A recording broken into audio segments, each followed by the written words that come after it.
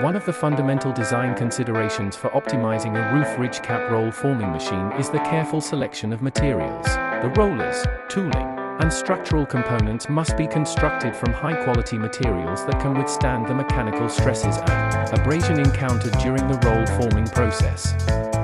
Typically, hardened tool steel or carbide materials are preferred for rollers to ensure durability and longevity.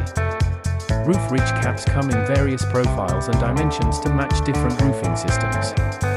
Therefore, an optimized roll forming machine should be capable of producing a wide range of ridge cap profiles. The flexibility to adjust the machine settings quickly and efficiently is crucial in accommodating different customer requirements. The design considerations outlined in this article are crucial for optimizing a roof ridge cap roll forming machine.